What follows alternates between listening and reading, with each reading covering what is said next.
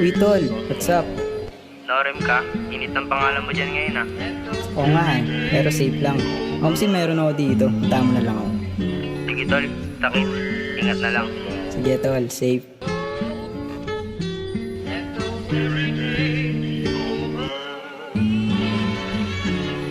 Ako po si Baliling at mahirap lang ako.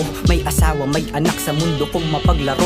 Wag niyo akong kausapin, di ako nagbibiro. Maghapon na rin kasi akong pagod na maglako. Naaalala ko pa nun, tandang-tanda ko sa memorya kung paano ang karagatan ko'y nagkadinamita. Kung akala mo na madali ito, boy mali ka. Tara sisirin mo ang buhay ko, dito halika. Edad ko na 10 ay umalis na si ina. Wala na siyang ibang iniwan bukod sa aking ama. Si ama ay naglasing, umiinom pati mata. Naging saksi ako kung paano nawala kanyang saya. Naging masalimuot mga sunod na taon. Patanda ng patanda, humihina kanyang tugon. Kaya laki sa dahas at palaging nalilito. Mas naging masalimuot pagtungtong baitang 7. Natutom na ako, napasama na sa tropa. Nag-uusap na rin kami minsan ni Marijuana. Natutong maglayag sa tunay nating mundo. Mas nalaman ko kung gaano pala ito kagulo. Ang bilis ng panahon, 15 anyos na ako. May alaga na kabayo, tiga hawak ng damo. Si ama ay panggabi, ako naman ay pang umaga. Kaya sa bahay bihira na lang kaming magkita. Hanggang merong nasagap balita na malupit. Nagagamot daw si ama,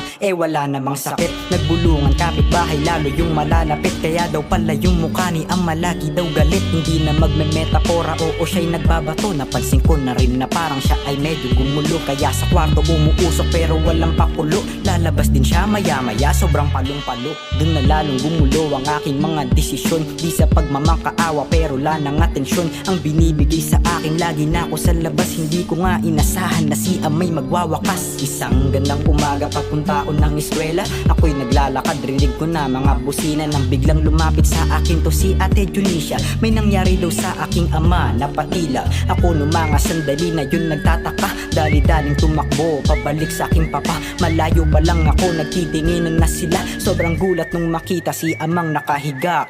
Buhay ng ina, anong nangyari ama? Nung makita ko ay may baril siya dun sa kaliwa niya na kamay, hindi naman po yun kaliwete. Napatingin ako sa pulis at ito ang sabi: pasensya na, nanlaban siya sa operasyon. Wala na kaming nagawa nung uminit na ang tensyon. Yung hawak niya na baril, itinutok na sa amin yun. Kaya binaril na namin, patawad Panginoon. Pero hindi maaari, di ganun aking ama. Malaman siyang may baril, dun ako magtataka. Hawak ko ang buong bahay pag ako lang mag-isa. Nahahalungkat ko pa nga minsan mga droga niya. Pero yung magkabaril, hindi niya yun magagawa. Palagi niya na tinuturo sa aking magpakumbaba. Hindi ko na nakayanan na upo naluluha. Siya na lang aking kasama tapos inyong kinuha. Napatigil sa eskwela, grabe na talaga to. Walang tulong na dumating, ako lang sa likuran ko. Halos gawin na lahat para kong nanlilimos. Anong magagawa ng 17 na di nagtapos? Hanggang napasali na ako sa pangit na transaksyon. Nabuntis pa yung kinakasama ko palagi nun. Nawalan na ng pag-asa, wala ng Panginoon. Sige tulak, sige pasa, baka sakaling magkaroon. Palala ng palala, paglipas ng mga taon. Madami na daw pulis ang sa akin nakatuon. Pero hindi alintana, gusto pa na magkaroon. Kahit ang dami nang nagsabing lapit na akong ikahon. Ginagawa ko lamang to baka sakaling masalba